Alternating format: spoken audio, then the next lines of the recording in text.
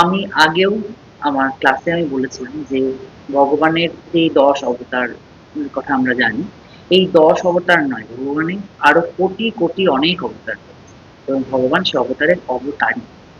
তো এখানে অনেকে মনে করেন যে ১০ অবতারের মধ্যে জগন্নাথ দেবের কোনো অস্তিত্ব নেই বা জগন্নাথ দেব সম্বন্ধে কখনো কিছু বলা হয় না ১০ অবতারের মধ্যে। কারণ জগন্নাথ দেব কোনো অবতার নন, উনি স্বয়ং সাক্ষাৎ ভগবান। বিভিন্ন যুগে আমরা আগেও যখন শুনেছিলাম যে বিভিন্ন যুগে বিভিন্ন যুগাবতার এসেছেন, ভগবান বিভিন্ন যুগে বিভিন্ন অবতার নিয়ে অবতার ধারণ করেছেন এবং তার বিভিন্ন সপ্তাবেশ অবতার, বিভিন্ন রকম মন্বন্তর অবতার, অনেক রকমের অবতার ওনার রয়েছে। তো বিভিন্ন যুগে ভগবান বিভিন্ন রকম ভাবে এসেছেন।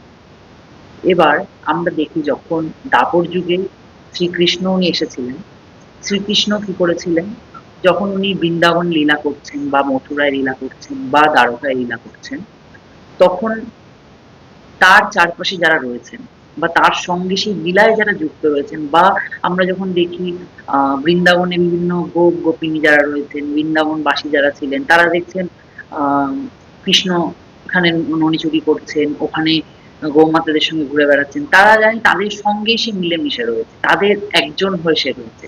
তারা কিন্তু অনেক সময় তাকে ভগবান বলে চিনতে পারে। সেরকম যখনই ভগবান কোনো যুগে কোনো সময় কোনো রকম লীলা করছেন, তখন আমরা তাকে সেই লীলাটা যখন আমরা প্রত্যক্ষ করছি, সেই যুগে যখন প্রত্যক্ষ করছি, অনেক সময় আমরা উপলব্ধি করতে পারি না যে স্বয়ং সাক্ষাৎ ভগবান আমাদের পাশে রয়েছেন বা স্বয়ং সাক্ষাৎ ভগবান এই রূপে আমাদের সামনে দেখা দিচ্ছেন। সেই জন্য তাদের কাছে একটা ভ্রম তৈরি যে সে তো সাধারণ আমাদের মতনই একজন, বা ঠিক আছে অন্যান্য জায়গায় যেরকম পূজিত হচ্ছেন সেরকম একজন। সেরকম কৃষ্ণকেও তখন অনেকে চিনতে পারেনি, ইভেন অনেক দেব দেবতারাও চিনতে পারেনি যে কৃষ্ণই স্বয়ং বৃন্দাবনে উপস্থিত হয়েছেন। এরকম অনেক ঘটনা আছে। ব্রহ্মা, যে স্বয়ং ব্রহ্মা, যে পুরো ব্রহ্মাণ্ডকে সৃষ্টি করছেন, ধারণ করছেন, সেই ব্রহ্মা, সেও স্বয়ং চিনতে পারেনি যে এই ভগবান। সে পরীক্ষা নিচ্ছে যে এ কি সত্যি ভগবান নাকি অন্য কেউ। সেখানে ব্রহ্মার একটা বিভ্রম সৃষ্টি হচ্ছে। এরকম দেব দেবতাদের ভ্রম তৈরি হয় সেখানে যে স্বয়ং ভগবান কিনা। সেখানে আমরা তো তুচ্ছ একজন মানুষ, আমরা তো তুচ্ছ ব্যক্তি, আমাদের তো ভ্রম স্বাভাবিক। তুই কলিযুগে ভগবান স্বয়ং দারু রূপে অবস্থান করছেন জগন্নাথে, তার সেখানে স্বয়ং উনি রয়েছেন জগন্নাথ ধাম, পুরী ধাম। তো এই জগন্নাথ দেব আমাদের কাছে শুধু কোনো কাষ্ঠ মূর্তি নয়, তিনি স্বয়ং ভগবান। তার এই রথযাত্রার সময় তাকে স্বয়ং আমরা দেখতে পাই, উনি ভক্তের জন্য রাস্তায় চলে আসেন। অন্যান্য সব ক্ষেত্রে আমাদের দর্শন করার জন্য মন্দিরে যেতে হয়, আমাদের যেতে হয় কোনো একটা স্থানে যেখানে উনি পূজিত হচ্ছেন ভিতরে, কিন্তু উনি সবাইকে, পতিতদের, ইভেন ভূত প্রেতদেরও উদ্ধার করার জন্য মন্দির থেকে উনি রাস্তায় নেমে আসেন। তো এইভাবে উনি আমাদের মাঝে রয়েছেন এবং আমাদের উনি সবসময় চেষ্টা করছেন এই জড়জগৎ থেকে উদ্ধার করার জন্য, পরিত্রাণ করার জন্য। তা আমরা যদি সেটা বুঝতে না পারি, অনুভব করতে না পারি, তাহলে সেটা আমাদেরই ফল্ট। তো আমাদের সেটা বুঝতে হবে জগন্নাথ দেব কে। এই জগন্নাথ দেবের আবির্ভাব নিয়ে আমার আজকে কিছু বক্তব্য। অনেকে মনে করেন যে হ্যাঁ, অনেকে এটা জানেন যে কিভাবে জগন্নাথ দেব এসেছিলেন, কিভাবে আহ রাজা ইন্দ্রদ্যুম্ন ওনাকে পেয়েছিলেন কাষ্ঠমূর্তি থেকে। আচ্ছা, সবাই যদি মাইক্রোফোনটা অফ রাখে আমার খুব সুবিধা হয়, মাইক্রোফোনটা মিউট করে রাখতে হবে, ঠিক আছে? তো জগন্নাথ দেবের এইভাবে আমরা তার বিভিন্ন লীলা আমরা জানতে পারি এবং দেখতে পারি, ঠিক আছে? তো প্রথম যেটা আমি বলবো যে অনেকে মনে করেন যে জগন্নাথ দেব রাজা ইন্দ্রদ্যুম্নের সময় তিনি তার নিজের রূপ উনি প্রথম প্রকট করেছেন, কিন্তু এটা সত্যি নয়। ওনার এই রূপ অনাদির আদি, আদিকাল থেকে উনি এই রূপে রয়েছেন, সেটা আমরা অনেকে বুঝতে পারি। যখন নিরাকার নির্গুণ রূপ থেকে ভগবান প্রথম সাকার রূপ ধারণ করেন, সগুণ সাকার রূপ, তখন এই পুরো যে বিশ্ব ব্রহ্মাণ্ড, অন্ধকার কালো বিশ্ব ব্রহ্মাণ্ডের মধ্যে প্রথম তার যেই রূপ ফুটে ওঠে সেটা তার ওই দুই নয়ন, সেই গোল গোল দুই সুবিশাল নয়ন তার প্রথম প্রকাশ পায়। সেই রূপ থেকে জগন্নাথের। এই রূপ অনেকের কাছে অজানা ছিল। এই রূপ উনি প্রথম কোথায় দেখিয়েছিলেন? এই রূপ উনি প্রথম দেখেছিলেন তার দ্বারকা লীলায়, যখন উনি দ্বাপর যুগে কৃষ্ণরূপে উনি যখন ছিলেন, তখনই দ্বারকা লীলায় তার প্রথম জগন্নাথের রূপ দর্শন করেন। উনি ভক্তবৎসল, উনি ভক্তের জন্য অনেক কিছু করতে পারেন এবং তার কাছ থেকে আমরা অনেক কিছু জানতে পারি। সেরকমই একটা ঘটনার কথা আমি বলছি। সেটা হচ্ছে যখন উনি বৃন্দাবন লীলা শেষ করে, উনি মথুরা লীলা শেষ করে দ্বারকায় যান, তখন ওনার ১৬,১০৮ পত্নীকে নিয়ে উনি ওখানে রয়েছেন। ওখানে তার সমস্ত পত্নীরা রয়েছেন, তার রোহিণী মাতারা রয়েছেন, আরো অনেকে ওখানে রয়েছেন। তো সেখানে কি হয়, রোহিণী এমন একজন ছিলেন যিনি কৃষ্ণের সব অনেকগুলো লীলার উনি একসাথে মানে প্রত্যক্ষ করেছিলেন ওই লীলাগুলি। যেরকম উনি বৃন্দাবন লীলা সচক্ষে দেখেছেন কৃষ্ণের, উনি মথুরা লীলা সচক্ষে দেখেছেন, উনি দ্বারকা লীলা দেখেছেন। সেই জন্য সবাই জানতেন যে রোহিণী মাতা এমন একজন যাকে জিজ্ঞাসা করলে কৃষ্ণের সমস্ত লীলা আমরা জানতে পারি। তার যে ১৬,১০৮ পত্নী ছিলেন, তিনি একদিন, তারা সবাই মিলে একদিন রোহিণী মাতাকে জিজ্ঞাসা করলেন যে মাতাশ্রী, আমাদের একটু, আমরা তো জানি না উনি ছোটবেলায় কি করতেন, আমাদের খুব জানতে ইচ্ছা করে উনি ছোটবেলায় শ্রীকৃষ্ণ কি করে লীলা করে গেছেন, কি কি করেছেন বৃন্দাবনে। আমরা তো বৃন্দাবনের কথা শুনেই আমাদের চোখ থেকে জল বেরিয়ে আসে যে উনি এত সুন্দর প্রত্যেকটা জায়গায় এক এক দিন এক এক রকম লীলা করেছেন। কোনো কোনো সময় বৃক্ষের সাথে, কোনো কোনো সময় গাভীদের সাথে, অসুরদের সাথে, রাক্ষসীদের সাথে, প্রত্যেকের সাথে লীলা করে গেছেন। ইভেন প্রত্যেকটা ব্রজবাসীদের সাথে এক এক রকম লীলা উনি করে গেছেন। সেই লীলার যখন একটু একটু আমরা কণা মাত্র শ্রবণ করি, তখনই আমাদের চোখ থেকে আনন্দ অশ্রু ঝরে। তো আপনি আমাদের শুরু থেকে বলুন, কৃষ্ণ কি করে এসেছেন, কি করে আমাদের সাথে পরিচয় হয়েছে, তার আগে উনি কি কি করতেন বৃন্দাবনে, প্রত্যেকটা কথা আমরা জানতে চাই, শুনতে চাই। তো রোহিণী মাতা খুবই শান্ত স্বভাবের একজন ছিলেন। উনি, ওনার কাছে যা রিকোয়েস্ট করা হতো উনি সেগুলো সব কিছু মানে ফুলফিল করার চেষ্টা করতেন। তো বলছে ঠিক আছে, তাহলে আর সবাই যখন শুনতে চেয়েছে ওনার লীলা, বৃন্দাবন লীলা, আমি তাহলে শুরু করবো আর কি। তাহলে লীলা শ্রবণ করাটা বিষয়। যখন কেউ কোনো ভগবানের কথা বলে, তখন সেই ভগবানের কথা শুনে সেই ঘটনাকে চিন্তন না করলে কথার সমস্ত অর্থ আমরা উপলব্ধি করতে পারি না। ওই জন্য যখন ভগবানের কথা হয়, তখন অন্য কোনো দিকে মনোযোগ না দিই না, কথার দিকে আর যে বলছে তার দিকে মনোযোগ দেওয়া উচিত। তাহলে কি হয়, আমরা সেই কথার মধ্যে ঢুকতে পারি এবং সেই কথাটা মনে মনে চিন্তন করি যে শ্রীকৃষ্ণ এটা করতেন, শ্রীকৃষ্ণ ওইটা করেছিলেন, তিনি গোপীদের সাথে এরকম করছেন, উনি ননি চুরি করছেন, যা যা বলা হয় সেগুলো নিজের মানুষ চক্ষে ওটাকে চিন্তন করতে হয়। তাহলে সেই কথার রস গ্রহণ করা যায়। কৃষ্ণ কথাই হচ্ছে আসল কথা, বাকি আমরা যা কথা আলোচনা করি সেগুলো হচ্ছে কথার কথা, ওগুলো কথা নয়। সেই জন্য কৃষ্ণ কথা যখন শ্রবণ করা হয় তখন খুব মনোযোগ সহকারে শ্রবণ করে সেগুলো অন্তর থেকে অনুধাবন করতে হয়। তো এইরকমই যখন রোহিণী মাতা বলতে শুরু করবেন, তার আগে রোহিণী মাতা বলেছেন যে আমি যখন বলবো তাহলে আমি সব পুঙ্খানুপুঙ্খভাবেই বলবো এবং লীলা শ্রবণ করার মতন করে সবাইকে ডেকে আনো, যাতে সবাই এই দ্বারকায় যারা যারা রয়েছে সবাই যাতে সেই কথা শ্রবণ করতে পারে। সেই জন্য দ্বারকাবাসীদের উনি সবাইকে ডাকতে বলেছেন, যাতে একসাথে সবাই থেকে তার কথা শ্রবণ করতে পারে। এবার তখন গোপিনীদের মধ্যে, গোপিনী না, কৃষ্ণের যারা পত্নীরা রয়েছে, ১৬,১০৮ পত্নী, তারা সবাই একসাথে উঠেছে। এখানে সবাই থাকবে, আমরা সবাইকে ডেকে আনছি, কিন্তু মাত্র ৩ জন উপস্থিত থাকবে না এই সভায়। তখন রোহিণী মাতা বলছে কোন ৩ জন উপস্থিত থাকবে না? বলছে প্রথম হচ্ছে বলদেব থাকবে। বলছে সে কি, যে কথা বলবে তার পুত্রই সেখানে থাকবে না? সে তো আমার জ্যেষ্ঠ পুত্র, সে কেন থাকবে না? বলছে, তখন পত্নীরা বলছে যে সে আমার ভাসুর হয়। এবার ভাসুরের সামনে আমরা তো সেইভাবে নিজেদের রাখতে পারবো না। যখনই ভাসুর আসবে তার সামনে আমরা কৃষ্ণর কোনো কথা শুনে আমাদের মনে নেচে ওঠে, আমরা নেচে উঠতে পারবো না। আমাদের সবসময় ঘোমটা দিয়ে থাকতে হবে, আমরা নিজের মতন করে আমাদের ভাব প্রকাশ করতে পারবো না। আপনি থাকলে আপনার সঙ্গে আমরা ভাব প্রকাশ করতে পারি, কিন্তু আমার যদি ভাসুর চলে আসে তার সামনে আমাদের ঘোমটা দিয়ে থাকতে হবে। এরকম ঘটনাই ঘটেছিল যখন রাসলীলা হচ্ছিল, সেখানে সবাই নেচেছিল কৃষ্ণের সাথে। কৃষ্ণের সাথে রাধা নেচেছিলেন, কৃষ্ণের সাথে সমস্ত গোপিনী এসেছিলেন, ব্রহ্মা গোপীর রূপ ধারণ করে এসে নেচেছিলেন, শিব গোপীর রূপ ধারণ করে এসে নেচেছিলেন, সমস্ত দেব দেবী নেচেছিলেন। কিন্তু সেখানে একজন উপস্থিত ছিল না, কে? সে হচ্ছে বলদেব।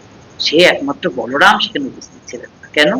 বলরাম যখন প্রথম এসেছিলেন রাসলীলায়, তখন তাকে দেখেই সবাই ঘোমটা দিয়েছিল।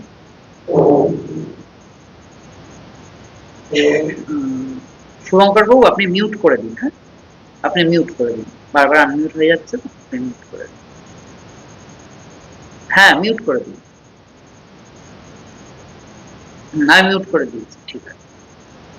তো সেখানে সবাই উপস্থিত ছিল, শুধুমাত্র বলরাম উপস্থিত ছিল। বলরাম এসেছিলেন রাসলীলায়, কিন্তু যেই সবাই নৃত্য করছে কৃষ্ণের সঙ্গে হাত ধরে, বিভিন্ন জায়গায় কৃষ্ণ বিভিন্ন গোপীদের সঙ্গে নৃত্য করছে, তখন যেই বলরাম সেখানে উপস্থিত হলেন, সব গোপীরা কি করলেন? কৃষ্ণের হাত ছেড়ে দিলেন, ছেড়ে দিয়ে ঘোমটা দিয়ে দিলেন, সব নৃত্য থেমে গেল। তখন শ্রীকৃষ্ণ বলল, এখানে তো যারা উপস্থিত থেকেছে সবাই তো গোপীর রূপ ধারণ করেছে, তাহলে আপনাকেও গোপীর রূপ ধারণ করতে হবে। বলরাম বলছে, না, আমি তো গোপীর রূপ ধারণ করবো না। বলছে, তাহলে তো আপনার সঙ্গে এখানে আপনার উপস্থিত থাকা চলবে না, এখানে একমাত্র একটাই পুরুষ আছে যে আমি, বাকি সবাইকে গোপী হতে হবে, তাহলেই আসলে অংশগ্রহণ করা। তখন বলদেব সেখান থেকে, বলরাম সেখান থেকে চলে গেল।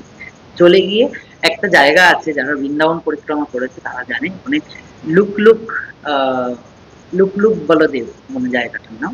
সেখান থেকে একমাত্র উনি লুকিয়ে লুকিয়ে বৃন্দাবনে রাসলীলা পর্যবেক্ষণ করছেন, উনি প্রত্যক্ষভাবে সামনে দাঁড়িয়ে দেখতে পারেন, সেই জন্য উনি ওই রাসলীলার মঞ্চে উনি ছিলেন। তো ওই জন্য ওনাকে ভাসুর রূপে সবাই দেখে, যেহেতু উনি জ্যেষ্ঠ, সেই জন্য বলেছে যে এই লীলায় যখন আমরা বৃন্দাবনের কথা শ্রবণ করবো, সেখানে বলদেব থাকবেন। ঠিক আছে, বলদেব থাকবেন। ২ নম্বর কি? ২ নম্বর বলছে, না, সুভদ্রা মহারানীকেও থাকবে। তখন বলছে, কেন? বলে, ছোট মেয়ে, ওকে কেন থাকা যাবে না? বলছে, না, উনি খুব চঞ্চল। উনি, আমরা যদি কোনো কৃষ্ণের কোনো একটা লীলা শ্রবণ করে আমাদের চোখ থেকে জল বেরিয়ে এসে আমরা যদি কেঁদে ফেলি, তাহলে সঙ্গে সঙ্গে আমাদের কাছে এসে বলবে, কেন তুমি কাঁদছো? কাঁদছো কেন? এটা তো লীলাই শ্রবণ হচ্ছে, গল্প করছে, কেন কাঁদছো? উনি খুব চঞ্চল, ওনাকে থাকলে আমরা লীলায় সেইভাবে আমরা রস আস্বাদন করতে পারবো না, ওই জন্য সুভদ্রা মহারানীকে রাখা। ঠিক আছে, গেল। ৩ নম্বর কি? ৩ নম্বর হচ্ছে স্বয়ং শ্রীকৃষ্ণ, তাকেও এখানে থাকা যাবে। কেন শ্রীকৃষ্ণকে থাকা যাবে না? বলছে, যখন আপনি কৃষ্ণলীলা বলবেন, যখন বলবেন যশোদা মা তাকে এইভাবে বেঁধে রাখতো, এইভাবে রাধারানী তাকে শাড়ি পরিয়ে দিয়ে সবার সামনে নৃত্য করাতে, সেই সব শুনে আমরা যখন হাসবো, তখন ওনার মন খারাপ করবে, ওনার সামনে আমরা সেভাবে হাসতে পারবো না। আর আপনি যখন কথার আলোচনা করবেন, তখন সেই কথার মধ্যে ঢুকতে পারবো না, শুধু আমরা কৃষ্ণকেই দেখবো তাকিয়ে তাকিয়ে, তাহলে আমরা কি করে কথার রস আস্বাদন করবো? তাহলে কৃষ্ণকেও এখানে থাকা চলবে। তখন কি করলেন? তখন বললো, ঠিক আছে, এই ৩ জনকে তোমরা এখান থেকে আসতে বিরত রাখতে পারো, কিন্তু তাকে আটকাবো কি করে ৩ জনকে? তাকে আটকানোর উপায় কি আছে? এই একটা সমস্যার বিষয়, কারণ সারা দ্বারকা নগরী সবাই এখানে চলে আসবে, তাহলে ওখানে কি করে তাকে আটকে রাখা যায়? তখন পত্নীদের মধ্যে সবচেয়ে বেশি বুদ্ধিমান ছিলেন সত্যভামা। সত্যভামা তখন কি বললেন, ঠিক আছে, তাদের একটা প্রিয় খেলা আছে, এক ধরনের, তারা যেরকম পাশা খেলা হয়, ওরকম একটা ছোট একটা ইনডোর গেম হয়, যে গেমটা তারা খুব খেলতে ভালোবাসে এবং তারা খুব পারদর্শী। বলছে, আমরা ওই খেলাটা খেলবো, এবং খেলাটা খেলার মধ্যে আমরা ছল করে তাদের ওই খেলায় ব্যস্ত রাখবো, তখন আমরা এদিকে লীলা শ্রবণ করতে চলে আসবো। এবং সেই কথা অনুযায়ী তারা একটা খেলার আয়োজন করেছে, যেখানে তারা ভুলভাল চাল দিচ্ছে, ভুলভাল চাল দেওয়ার সাথে সাথে খুব হাসাহাসি করছে। সেই হাসাহাসি শুনে সুভদ্রা মহারানী চলে এসেছে, কি হচ্ছে এখানে, কি খেলা চলছে? দেখছে এরকম তারা খেলাধুলো করতো। বলছে, এগুলো তো ভুলভাল খেলছো, আমাদের কাছ থেকে শেখো কি করে খেলাটা খেলতে হয়। বলে, আমি দাঁড়াও, আমি সবাই আমার দাদাদের ডেকে আনি। বলে তার দাদাদের ডেকে এনেছে। দাদাদের ডেকে এনে বলছে, দেখো ভুলভাল খেলা খেলছে, এবার শিখাতে হবে এদের। এবার ওরা খেলতে বসেছে। এবার প্রথম প্রথম সুভদ্রা মহারানী, কৃষ্ণ, বলরাম সবাই খেলতে বসেছে। এবার তাদের তো প্রথম মনোরঞ্জন করার জন্য সবাই হ্যাঁ হু করছে, হাসাহাসি করছে, ঠিক আছে ঠিক আছে, বাহবা দিচ্ছে, দেখছে। আস্তে আস্তে যারা যখন খেলার মধ্যে ঢুকে পড়েছে ৩ জন, ধীরে ধীরে পিছন থেকে এক এক করে তার পত্নীরা উঠে উঠে চলে যাচ্ছে। একসাথে যাওয়া যাবে না তো, তাহলে বুঝে যাবে। এবার সব উঠে চলে গেছে, তারা এতটাই খেলায় মশগুল হয়েছিল, তারা খেলতেটা খুব ভালোবাসতো, এই খেলাটা তারা সবাই খেলতে ভালোবাসতো, সেই জন্য তারা এতটাই খেলায় মশগুল হয়ে গেছে যে তারা খেয়ালই করেন যে সব পত্নীরা উঠে চলে গেছে ওখান থেকে। এবার পত্নীরা উঠে চলে যাওয়ার পর যেই সুভদ্রা মহারানী খেলায় জিতে গেছে, জিতে গিয়ে বলছে, দেখো দেখো বৌদি, আমি জিতে গেছি। দেখছে কোনো বৌদিই নেই, ১৬,১০৮ পত্নী কেউ নেই ওখানে। এইবার সুভদ্রা মহারানীর একটা মাথায় কোনো একটা খটকা লেগেছে যে একজন দুইজন বৌদি চলে যেতে পারে, কিন্তু সবাই মিলে চলে গেল ১৬,১০৮ জন, কি ঘটনা? বলেছে যে কোনো একটা ষড়যন্ত্র এরা রচেছে। তখন বলছে, চলো দেখি কোথায় গেল সব। এবার ওরা খুঁজতে খুঁজতে গেছে, কোথায় ওরা গেছে। এদিকে তখন রোহিণী মাতা তাদের বৃন্দাবন লীলা শোনাচ্ছে। বৃন্দাবনে কি শোনাচ্ছে? যখন শ্রীকৃষ্ণ যশোদা মায়ের কোলে ঘুরে বেড়াচ্ছে, গাভীরা চড়ে বেড়াচ্ছে, তাকে একটু একটু করে হাঁটা শেখাচ্ছে, তার নরম নরম পা ঘাসের উপর পড়ছে, ঘাসগুলো আনন্দ পাচ্ছে যে আমার উপরে ভগবান পা রেখেছে। বৃন্দাবনের প্রত্যেকটা লতা গুল্ম তখন আনন্দিত যে ভগবানের স্পর্শ তারা পাচ্ছে। ছোট্ট ছোট্ট কাহিনী তাদের শোনাচ্ছে। তারা ব্রহ্মাণ্ড ঘাটে কি করে তার মুখের মধ্যে পুরো বিশ্ব ব্রহ্মাণ্ড দর্শন করেছিলেন যশোদা মা, সেইগুলো যখন একটু একটু করে শোনাচ্ছে, তখন প্রত্যেকের চোখ দিয়ে আনন্দ অশ্রু ঝরছে। সবাই ভাবছে যে এইগুলো আমরা কেন সচক্ষে দেখতে পেলাম না। এত ছোট্ট ছোট্ট সুন্দর সুন্দর ঘটনাদের আলোচনা করছে। ছোট্টবেলায় কি করে এত বড় বড় রাক্ষসদের সে নিধন করেছিল, সেই ঘটনা তাদের শোনাচ্ছে। এগুলো শোনাতে শোনাতে তারা আনন্দে অশ্রু ঝরছে তাদের চোখ থেকে। এরকম সময় সেই সভাগৃহের দরজা দিয়ে তিনজনে ঢুকছে, ঢুকে তারা শুনছে তাদের বৃন্দাবন লীলা শোনানো হচ্ছে। শুনে তারা ভাবছে এত সুন্দর আমাদের ছোটবেলার ঘটনা শোনাচ্ছে, আর আমরা দূরে বসেছিলাম। তখন বলদেব বলছে, চলো চলো পিছনে গিয়ে আমরা লুকিয়ে লুকিয়ে শুনি কি বলছে আমাদের নাম। এবার ওনারাও পিছনে বসে পড়েছে। এইবার যখন ধীরে ধীরে যশোদা মা, তারপরে একে একে সবার কথা আলোচনা করছে, তার বন্ধু বান্ধব, তার যারা যাদের সঙ্গে তারা খেলাধুলা করতো, সবার নাম নিচ্ছে, সবার আলোচনা করছে, তখন তাদের মনে হেট করে তাদের ছোটবেলার কথা মনে পড়ছে যে হ্যাঁ, এইভাবে তো আমরা সুদামার সাথে খেলতাম, এইখানে আমরা লুকোচুরি খেলতাম, এইখানে আমরা এই গাছের নিচে বসে আমি বাঁশি বাজাতাম, ওই গাছের ফল পেড়ে দিতাম, এইখানে রাধারানীর সাথে আমার প্রথম দেখা হয়েছিল, এইভাবে রাধাকুণ্ডর সৃষ্টি করেছিলাম, ওইভাবে আমি শ্যামকুণ্ডের সৃষ্টি হয়েছিল। এত কথা যখন আলোচনা হচ্ছে, এত কথা যখন মনে পড়ছে, তখন তাদের মধ্যে প্রেমের সঞ্চার হচ্ছে। এইখানে প্রেমের একটা ভাবের বিষয় ভগবান আমাদের শিখিয়েছে। প্রেমের 10টা পর্ব, 10খানা ধাপে ধাপে আমাদের জীবনে প্রেম আসে। মানুষের এই যে আমরা জড়জগতের মানুষ, আমরা এই 10টা ধাপে কখনো পৌঁছাতে পারি না। এক এক করে আমি বলছি কি ধাপ। প্রথম ধাপ, যখন কেউ কোনো কারোর প্রেমে পড়ে, যখন তাদের মধ্যে প্রেম সঞ্চার হয় কারোর সম্বন্ধে, সেই ধাপে কি হয়, প্রতিকূল অবস্থাতেও আমাদের কাছে সে প্রিয় মনে হয়। প্রতিকূল অবস্থাতে প্রিয় মানে কি, যেখানে আমি, যেটা আমার জন্য উপযুক্ত নয়, হয়তো আমি রাত্রিবেলা খুব তাড়াতাড়ি শুয়ে পড়ি, কিন্তু কারোর প্রতি আমার প্রেম যখন জেগে উঠবে, তখন আমি তো গভীর রাত পর্যন্ত তার কথা চিন্তা করছি, বা গভীর রাতে তার একটা ফোন কলের জন্য অপেক্ষা করছি, বা গভীর রাতে তার কথা ভাবছি, বা সে আমার জন্য কোনো একটা বার্তা পাঠিয়েছে, আমি গভীর রাতে বসে আছি, বা এমন একটা বৃষ্টিতে আমার বেরোতে ইচ্ছে হয় না, কিন্তু তার ডাকে আমি বৃষ্টির মধ্যে বেরিয়ে যাবো। এটা হচ্ছে প্রতিকূল অবস্থাও আমার প্রিয় মনে হয় আমার কাছে। আমার কাছে মনে হয় যে ওই অবস্থাটা যেন তার জন্যই সৃষ্টি হয়েছে। এটা হচ্ছে প্রেমের ভাবের প্রথম পর্ব। প্রেমের ভাবের দ্বিতীয় পর্ব কি? প্রেমের ভাবের দ্বিতীয় পর্ব হচ্ছে, আমি তো জানি আমি তার সঙ্গে প্রণয় সূত্রে আবদ্ধ হতে চলেছি, কিন্তু সেও কি আমাকে ভালোবাসে, এটা আমাকে বুঝতে হবে। এইটা হচ্ছে প্রেমের দ্বিতীয় ভাব, যে আমি বোঝার চেষ্টা করছি যে সে কি আমাকে ভালোবাসে, তার পরীক্ষা নেয়, প্রেমের পরীক্ষা নেয়। যাকে আমি ভালোবাসি সেও কি আমাকে ভালোবাসে?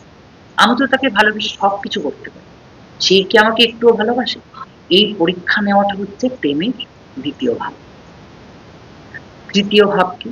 মান অভিমান দিয়ে ধীরে ধীরে মান অভিমানের পর্ব আসে।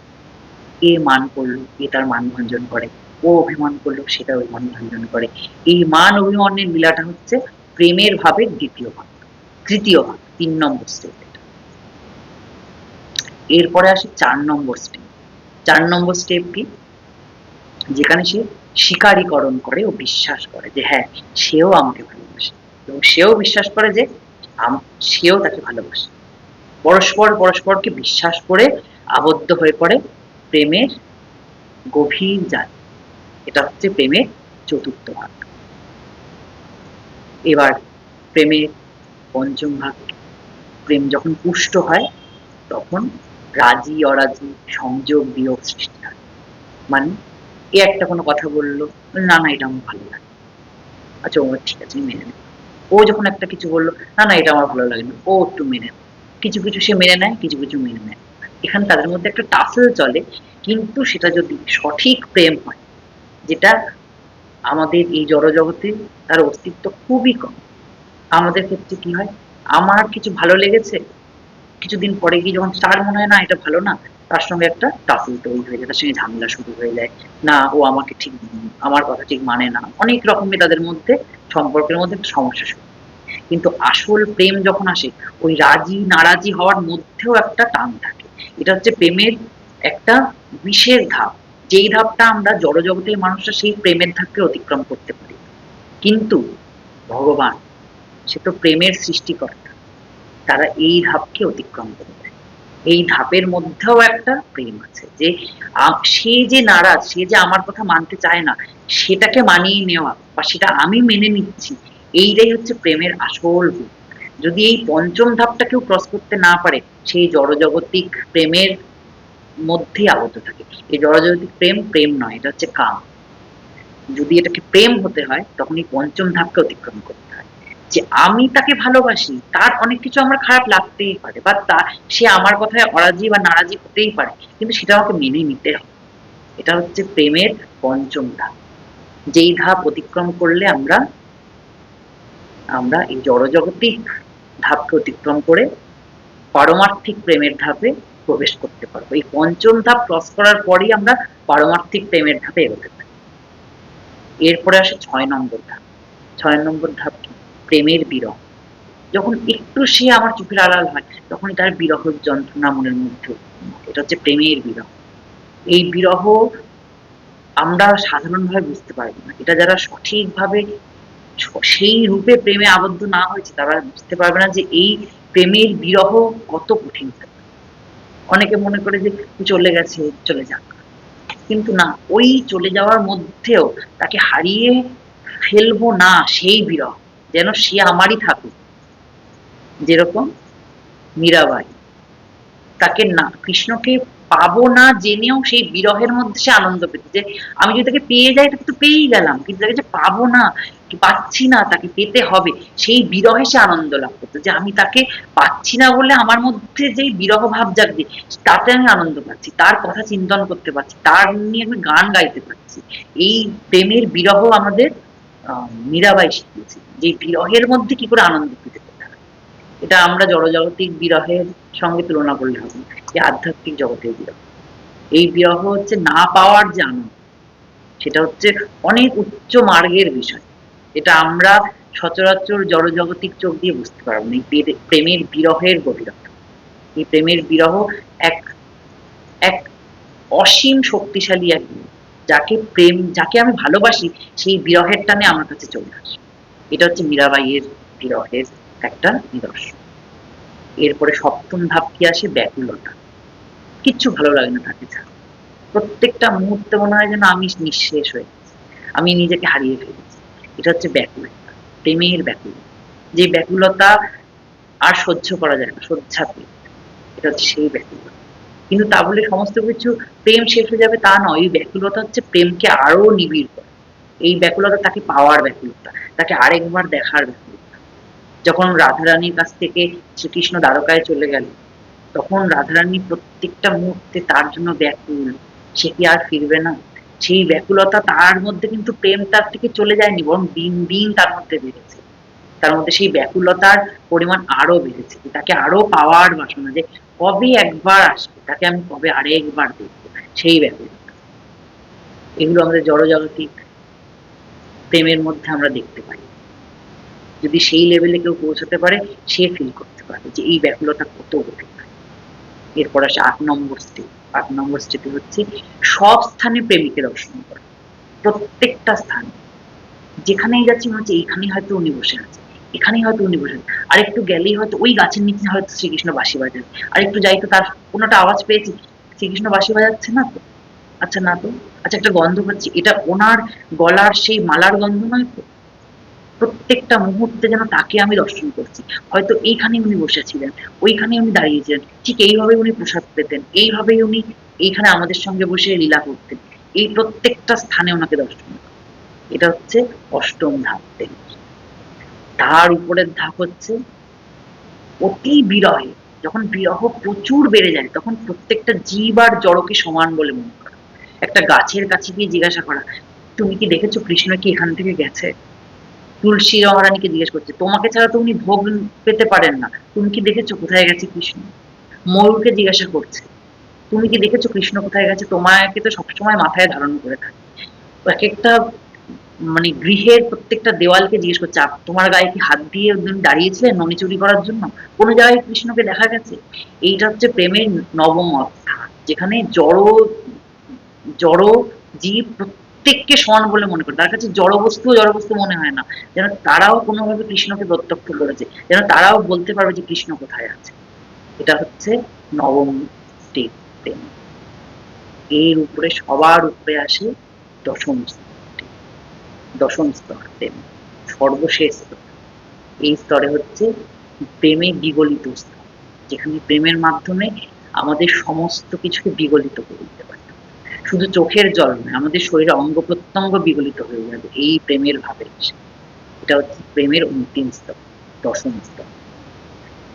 তো যখন সেই গৃহে সেই আহ, আহ, ক্ষেত্রে যখন কৃষ্ণ লীলার বর্ণনা করছিলেন মাতা রোহিণী, তখন পিছনে বসে সেইখানে কৃষ্ণ, বলরাম আর সুভদ্রা মহারানী তিনজন সেই ছোটবেলার তাদের বৃন্দাবনের কথা চিন্তা করে তাদের আনন্দশ্রু বেরোচ্ছে এবং তারা ধীরে ধীরে সেই দশম স্তরে পৌঁছে গেছে, যেখানে তারা নিজেকে ঠিক রাখতে পারছে না, তাদের চোখ থেকে অশ্রু ঝরছে, তাদের সেই প্রেমে বিগলিত হয়ে তার দুই কান গলে যাচ্ছে, তার নাক গলে যাচ্ছে, তার চোখ গলে যাচ্ছে, তার সর্বাঙ্গ গলে যাচ্ছে, তাদের দুই পা গলে যাচ্ছে, তার দুই হাত গলে যাচ্ছে। এবং সেই যখন যেখানে কৃষ্ণের কথা আলোচনা হয় সেখানে সমস্ত দেব ঋষি মুনি সমস্ত জায়গার দেবা সমস্ত দেব দেবী সেখানে উপস্থিত থাকে, তারাও দেখছে যে কৃষ্ণ প্রেমে গলে যাচ্ছে, তারা দশম স্তরে পৌঁছে গেছে, তারা গলে গিয়ে তাদের শরীরের আর কিছু বাকি থাকছে না, তাদের চোখ বড় বড় হয়ে গেছে তাদের কাছে। তখন তারা ভাবছে এরকম ভাবে যদি হতে দেওয়া যায় তাহলে তো তারা নদী হয়ে বয়ে যাবে, তাদের কাছে আর কিচ্ছু থাকবে না। যারা দ্বারকায় গেছে তারা জানতে পারবে, দ্বারকায় এরকম আছে, যেখানে একটি আছে গোপী সরোবর, যেখানে আছে গোপীরা কৃষ্ণ প্রেমে বিগলিত হয়ে নদীতে পরিণত হয়। সেখানে এরকম অনেক নদী এবং অনেক সরোবরের অস্তিত্ব আছে, যেখানে তার গোপীরা তার প্রেমে বিগলিত হয়ে সরোবরে পরিণত হয়। এরকম অনেক জায়গার দর্শন করা যায় দ্বারকায় গেলে। তো সেখানে তারা যদি এরকম ভাবে পুরো বিগলিত হয়ে যায় তাহলে আমরা কি করে তার লীলা দর্শন করবো? সেই জন্য সমস্ত দেব দেবীরা চলে গেলেন কার কাছে? মাতা রোহিণীর কাছে। রোহিণীর কাছে গিয়ে বলছে, মাতা আপনি কৃপা করে আপনার এই লীলা এখানেই সাঙ্গ করুন, আপনি আর লীলার কথা আলোচনা করবেন না। মাতা বলছে, কেন, কি হয়েছে? আমি লীলার কথা সবাই শ্রবণ করার জন্য বসে থাকে আর আপনারা আমাকে লীলা বলতে বারণ করছেন? বলছে, আপনি দেখুন, আপনি যাদের শ্রবণ করাচ্ছেন সেখানে পিছনে কারা বসে আছে। সেখানে তখন মাতা দেখছেন পিছনে কৃষ্ণ, বলরাম আর সুভদ্রা মহারানী প্রেমে বিগলিত হয়ে তারা বড় বড় চোখ করে দুই হাত এরকম বাড়িয়ে দিয়ে বসে আছে যে, হে মাতা আমাকে কোলে তুলে নাও, হে আমার সখারা সখীরা গোপীরা কোথায়, আমাকে আলিঙ্গন করো। তারা দুই হাত বাড়িয়ে দিয়েছে, দুই দিকে এরকম ভাবে বাহু বাড়িয়ে দিয়েছে। তখন দেখছে তাদের আর কোনো রূপ বাকি নেই, তাদের পা গলে গেছে, তাদের শ্রীঅঙ্গ সমস্ত কিছু গলতে শুরু করে দিয়েছে, তাদের হাত গলে গেছে, তাদের চোখের পাতা গলে গেছে, তাদের শুধু দুটো বড় বড় অক্ষিকোটর বাইরে বেরিয়ে রয়েছে, তাদের কান নেই, নাক নেই, কিছু নেই। তখন সেই সময় ওই দৃশ্য দেখে রোহিণী মাতা তার লীলা সাঙ্গ করলেন বলা সেখানে। এবং তখন নারদ মুনি চলে আসলেন কৃষ্ণের কাছে। তখন কৃষ্ণকে বলছে, হে কৃষ্ণ, আপনি আপনি আবার আপনার পূর্ব রূপে ফিরে আসুন কৃপা করে। আপনার এই রূপ আমরা এখন আর দেখতে চাইছি না, এই রূপ আপনি বলে গেলে আমরা আর আপনাকে সেই লীলা করতে দেখতে পারবো না, আপনি দয়া করে আপনার আগের রূপে ফিরে আসুন। তখন শ্রীকৃষ্ণ বলছেন যে, আমার এই রূপ খানিকক্ষণের জন্য, আমি কিছুক্ষণ বাদেই আবার আগের রূপে ফিরে আসবো, কিন্তু তুমি তোমার হৃদয়ে আমার এই রূপকে, আমাদের তিনজনের এই রূপকে ধারণ করে রাখো। এই রূপ কলিযুগে তোমার মাধ্যমেই আবার প্রকাশ পাবে।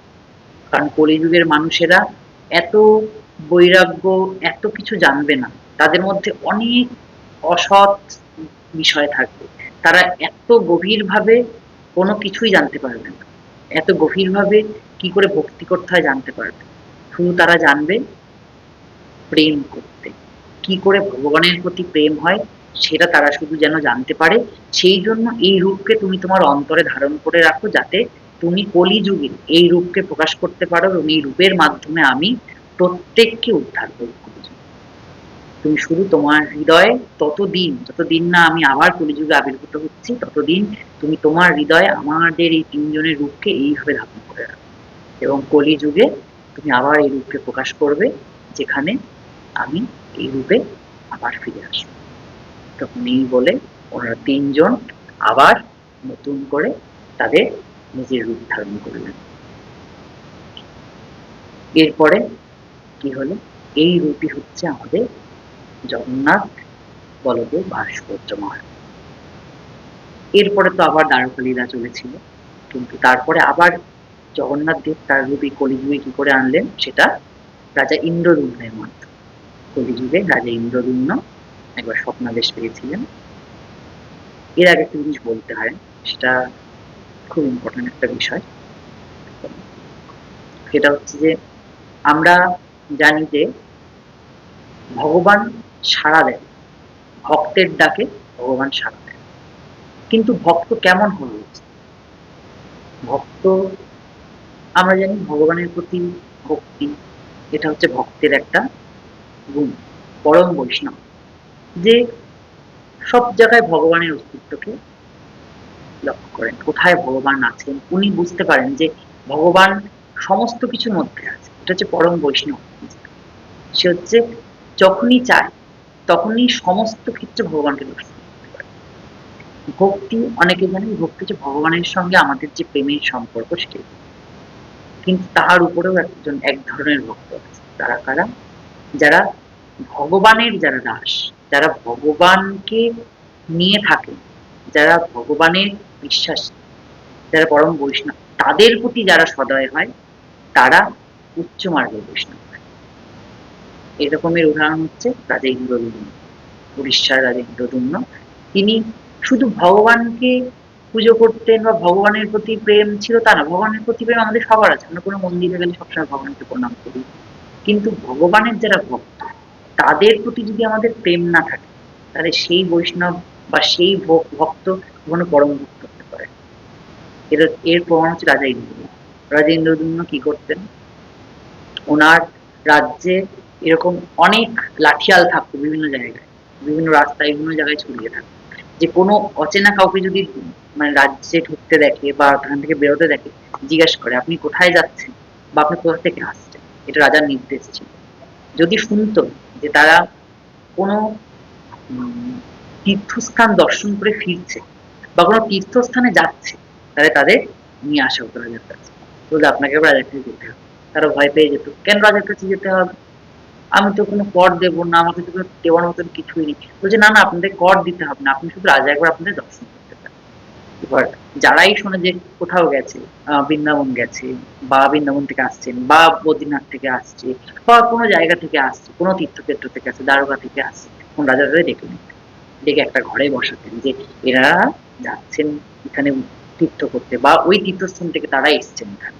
রাজারা সবার শেষ হয়ে যাওয়ার পর তাদের একে একে ডাকতেন, ডেকে জিজ্ঞেস করতেন যে ওই ধামে গেলেন, ওই ধামে কিরকম কি দেখলেন, ওখানে ভগবানের রূপ কিরকম, ওখানে কি কি প্রসাদ পেলেন, ওখানে আর কি কি আছে, ওখানে ভগবানের পার্শ্বদেরা কারা কারা রয়েছেন, ওখানে কি কি মন্দির কিরকম, প্রত্যেকটা জিনিস খুঁটিয়ে খুঁটিয়ে উনি জিজ্ঞেস করতেন।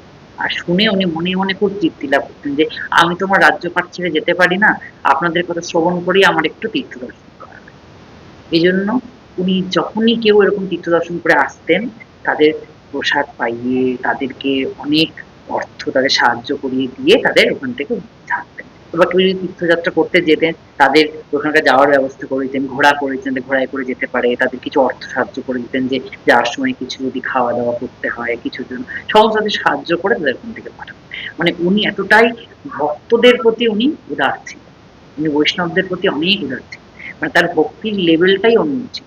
উনি শুধু ভগবানকে পুজো করতেন তা না, উনি ভক্তেরও সেভাবে পুজো করতেন। সেই জন্য ভগবান ওনাকে চুজ করেছিলেন এই জড়জগতে, এই কলিযুগে আবার অবতরণ করার জন্য উনি রাজা ইন্দ্রদ্যুম্নকে চুজ করেছেন। এরকম একদিন উনি উনি তো অনেক ভক্তদের সঙ্গে আলোচনা করতেন যে কোন জায়গার বিগ্রহ কিরকম দেখতে, কোন জায়গার বিগ্রহে কি কিরকম ভাবে সেবা হয়, এত কিছু উনি শুনতেন।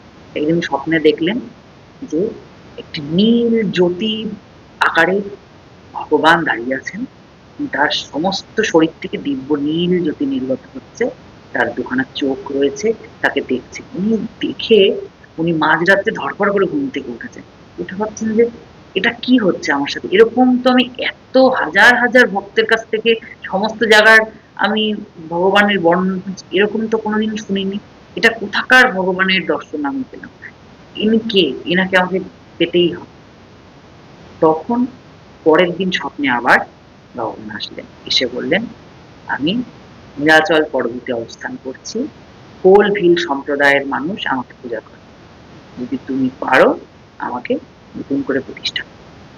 এইটা উনি রাজা ইন্দ্রদ্যুম্ন ওনার কাছ থেকে নির্দেশ করেন।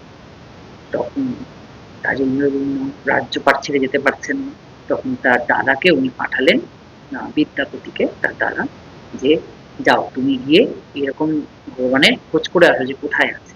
তারপর বিদ্যাপতি এইভাবে উনি নীলাচল পর্বতের কাছে গেলেন, গিয়ে সেখানকার কোল ভিল যারা সম্প্রদায় আছে তাদের সঙ্গে বন্ধুত্ব করলেন, জানতেন না তারা যে উনি রাজার বংশের কেউ। বন্ধুত্ব করে সেখানকার যে সর্দার ছিল তার না তার কন্যাকে তিনি বিবাহ করেন, মানে তার সঙ্গে তার সম্পর্ক বিবাহ করেন, বিবাহ করে তারপর সেই সর্দারের মাধ্যমে উনি লুকিয়ে, সর্দার এমন ভাবে ওই নীলাচলে নীল মাধবকে উনি পূজা করতেন, তখন নীল মাধব রূপে জগন্নাথ দেব ছিলেন, তখন সেই নীল মাধবকে উনি খুব গোপনে পুজো করতেন, কেউ জানতেন না যে নীল ওই পর্বতের কোথায় উনি পূজিত হন, কেউ জানতেন না, রাতের অন্ধকারে যেতেন, একদম ব্রহ্ম মুহূর্তে গিয়ে পূজা করে আবার ফিরে আসতেন ভোর হওয়ার আগে, ওই জন্য কেউ জানতেন না কোথায় আছে। তখন সে নীলাচল পর্বতে একদিন উনি বললেন যে আমিও দেখতে চাই, আমি আপনার জামাতা, আমি আপনার জামাই, আমারও একটু অধিকার আছে, এরপরে আপনার পরবর্তীকালে আমাকে এই হাল ধরতে হবে পুজো করার, তো আপনি কোথায় যান আমাকে এদিন নিয়ে চলুন। তো একদিন ওনাকে বলছে ঠিক আছে আমি নিয়ে যাবো, ওনার চোখ বেঁধে দিলেন, বলছে চোখ বাঁধা থাকবে, আমি তোমাকে নিয়ে যাব ওখানে, যে আমি কার পুজো করি আমি তোমাকে দর্শন করিয়ে আসবো। তখন চোখ বাঁধা অবস্থায় ওনাকে নিয়ে যান এবং নিয়ে গিয়ে দর্শন করান, দর্শন করা ওখানে গিয়ে যখন উনি পূজা করেন তারপর ওনার চোখের ফেটি খুলে দেন, এক ঝলক দেখার পর আবার উনি চোখ বন্ধ করে দেন। উনি ওই এক ঝলক দেখেই বুঝতে পারেন যে এই সেই নীল জ্যোতিপূর্ণ সেই নীলমাধব যার কথা ওনাকে রাজা ইন্দ্রদ্যুম্ন বলছেন। কিন্তু উনি তো বুদ্ধিমান, উনি তো একটা বড় কাজ নিয়ে গেছেন, উনি কি করেছিলেন, একটা পুটুলিতে সর্ষের বীজ ভরে নিয়ে গেছিলেন এবং পুটুলির তলায় একটা ছোট্ট ফুটো করে নিয়ে গেছেন, যেই পথে উনি যাচ্ছেন সেই পথে ছোট ছোট ছোট ছোট করে সর্ষের দানা পড়তে পড়তে যাবে, এবং উনি পরবর্তীকালে যখন সেই সর্ষের দানা থেকে শস্য গাছ হবে, সেই গাছ দেখে উনি লক্ষ্য করে সেই পথে সেই নীলমাধবের কাছে পৌঁছান। সেরকম ভাবে পরে একদিন আবার উনি এইভাবে সেই নীলমাধবের কাছে যান এবং তারপরে নীলমাধবের কথা উনি রাজা ইন্দ্রদ্যুম্নকে বলেন, এবং ধীরে ধীরে তারপরে রাজা ইন্দ্রদ্যুম্ন বলে যে মানে নীলমাধবই বলেছিল যে এইভাবে লুকিয়ে আমার কাছে আসলে হবে না, আমি যাকে চুজ করব সেই আমাকে একমাত্র গ্রহণ করতে পারে। তখন আবার ভগবান রাজা ইন্দ্রদ্যুম্নকে আবার তিনি স্বপ্নাদেশ দেন যে অমুক সময় অমুক ক্ষণে সমুদ্রে তিনটি দারু কাষ্ঠ এবং কাষ্ঠ ভেসে আসবে, যার মাধ্যমে আমার মূর্তি আবার সেই বিগ্রহ তুমি স্থাপন করবে।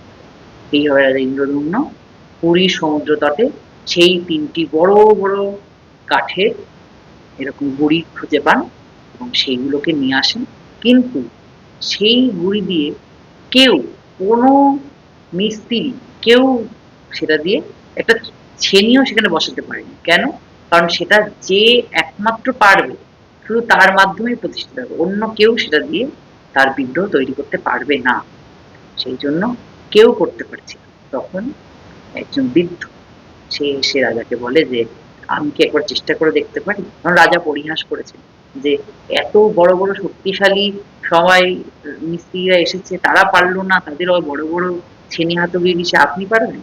তখন রাজার পত্নী বলেছিল, না, ইনি যখন সাহস করে বলছেন একবার তাকে সুযোগ দেওয়া উচিত। তো সেই বৃদ্ধ কে ছিলেন? স্বয়ং বিশ্বকর্মা। সেই বিশ্বকর্মা তখন বলেছিলেন যে আমার একটা শর্ত আছে, আমি যতদিন এই বুড়ি থেকে ভগবানের মূর্তি তৈরি করে না দিতে দেব, ততদিন, সেই ২১ দিন আপনারা কেউ এই মন্দিরের মধ্যে প্রবেশ করবেন। ততদিন আপনাদের এই মন্দিরের দরজা বন্ধ থাকবে। রাজা বলেছিল, আমি কি করে বুঝবো মূর্তি তৈরি হচ্ছে যদি তুমি সেখানে ঘুমিয়ে পড়ো বা মূর্তি তৈরি না করে তুমি চলে যাও? বলছে, আপনি বাইরে থেকে আমার ছেনি হাতুড়ির আওয়াজ পাবেন, আপনি বুঝতে পারবেন যে মূর্তি তৈরি হচ্ছে। তখন রাজা কান পেতে থাকতো। প্রত্যেক দিন উনি সেই ওই ছেনি হাতুড়ির আওয়াজে আওয়াজে একটু একটু করে বুঝতেন যে হ্যাঁ, এখন হয়তো চোখ তৈরি হচ্ছে, এখন হয়তো হাত তৈরি হচ্ছে, এখন হয়তো ভগবানের পা তৈরি হচ্ছে। উনি মনে মনে মনে মনে কল্পনা করতেন, আর ওই দরজায় হাত দিয়ে চোখ থেকে তার জল বেরিয়ে আসতো যে হ্যাঁ, এখন আমার ভগবান আমার সামনে প্রকট হবেন। অপেক্ষা করতেন প্রত্যেকটা দিন। ধীরে ধীরে ১৫ দিন বাদে হঠাৎ করে একদিন দেখলেন ভিতরে আর কোনো শব্দ নেই, শব্দ থেমে গেল। এদিকে তখন ৭ দিন বাকি, ২১ দিনের কথা বলেছিলেন। তখন হঠাৎ করে থেমে গেল। একদিন অপেক্ষা করেছেন যে আর তো কোনো আওয়াজ হচ্ছে না, তাহলে কি ভিতরে উনি কোনোভাবে উনি মারা গেলেন, নাকি উনি চলে গেলেন, নাকি উনি পারবেন না বলে থেমে গেলেন, কি হলো? উনি আর অপেক্ষা করে থাকতে পারছিলেন না। সবাই বলছিল অপেক্ষা করুন, আপনাকে অপেক্ষা করতে বলেছি, কিন্তু উনি আর অপেক্ষা করে থাকতে পারছিলেন না। তখন কি হলো? তখন রাজা সেই দরজা ভেঙে দিলেন। ভেঙে যখন ভিতরে ঢুকলেন, তখন দেখলেন সেই গুন্ডিচার জন্মবেদীতে, জন্মবেদী মানে এখনো সেই বেদী আছে যেখানে গুন্ডিচার, যেই বেদির উপরে জগন্নাথ, বলরাম, সুভদ্রা এই ৭ দিন ওখানে থাকেন বাড়িতে, ওই গুন্ডিচায়, যেটা জন্মবেদী বলে, সেই জন্মবেদীর উপরে ৩টি বিগ্রহ, যাদের হাত নেই, যাদের পা নেই, শুধু গোল গোল দুটো দুটো করে চোখ, তাদের এরকম নিচের পোর্শনটাও গোল, উপরের পোর্শনটাও গোল, দুজন শুধু দুটো হাত আছে, মাঝখানে সুভদ্রা মহারানীর কোনো হাত নেই। ভাবছি এরকম একটা অসম্পূর্ণ বিগ্রহ বানিয়ে দিয়ে উনি চলে গেলেন, ওনাকেও দেখতে পাচ্ছি না, চিনি হাতুড়ি নিচে পড়ে আছে, এ আমার সঙ্গে কি প্রতারণা করা! আমার সেই সেই নীলমাধবের সেই মূর্তি কোথায়? এ তো নীলমাধব নয়, এ তো অন্য কেউ। তাহলে কি আমার সঙ্গে প্রতারণা করা হলো? তখন উনি বিরহে, সেই ভগবানকে লাভ করার বিরহে উনি মূর্ছা গেলেন, এবং সেই মূর্ছা যাওয়ার পরে তার স্বপ্নে আবার জগন্নাথ দেব প্রকট হয়ে বললেন, এই আমার আসল রূপ, এই রূপেই আমি এই কলিযুগে ফিরে এসেছি, এবং একেই তুমি প্রতিষ্ঠা করো, এই রূপই সবাইকে উদ্ধার করবে। তখন রাজেন্দ্রজন্য সেই মন্দির প্রতিষ্ঠা করলেন, সেই মন্দির নির্মাণ করলেন, এবং সেই জগন্নাথ, বলরাম, সুভদ্রার প্রতিষ্ঠা করলেন, করে আজও যার পূজা প্রচলিত এবং যার রথযাত্রা আমরা এখন পালন করছি, সেই জগন্নাথ, বলরাম, সুভদ্রা মহারাজ। এই হচ্ছে কলিযুগে আমরা ভগবানের স্বয়ং উপস্থিতি পরিদর্শন করতে পারি জগন্নাথ, বলরাম, সুভদ্রার মাধ্যমে। ওনারা কেবল শুধু যেই জড়জগতের মানুষজন, পশু পাখিদের উদ্ধার করে তা নয়, উনি এখানে ভূত প্রেতদেরও উদ্ধার করার জন্য এসেছেন। আমরা যখন উল্টো রথে একটা অনুষ্ঠান হয়, আধারপানা, সেখানে আমরা ভগবানকে একটা ভোগ নিবেদন করা হয়, সেই ভোগ কাদেরও অর্পণ করা হয়, নিবেদন করার পরে সেই প্রসাদ পায় সমস্ত ভূত প্রেতকুল। সেই ভূত প্রেতকুল সেই প্রসাদ পেয়ে তারা মুক্তি লাভ করে। সেই জন্য যারা যারা উল্টো রথে উপস্থিত থাকে, তাদের সাথে তাদের পূর্বজ, যারা আমাদের সাথে, আমাদের পূর্বজ এবং আমাদের পরিচিত অনেক মানুষজন এবং অনেকের আত্মারা, যারা হয়তো উদ্ধার পায়নি বা যারা পেয়ে গেছে, তারা আবার ভগবানকে দর্শন করার জন্য আমাদের সাথে সাথে আসে। ভগবানের সেই রথের চারপাশে শুধু মানুষজন না, আরো অনেক দেব দেবতা উপস্থিত থাকে, সমস্ত দেব দেবতা উপস্থিত থাকে, সেখানে সমস্ত ভূত প্রেত উপস্থিত থাকে একসাথে তারা, এবং তারা সেই ভগবানের প্রসাদ লাভ করে তাদের মুক্তি ঘটে।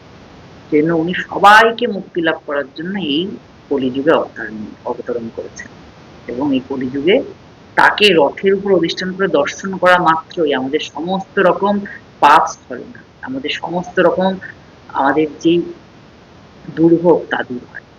বলে ভোগের দর্শন মাত্রই দুর্ভোগ দূর হয়। সেরকম রথের দড়ি স্পর্শ করার মাত্র বা রথে অধিষ্ঠিত ভগবানকে দর্শন করা মাত্রই আমাদের সকলের দুর্দশা দুর্ভোগ দূর হয়।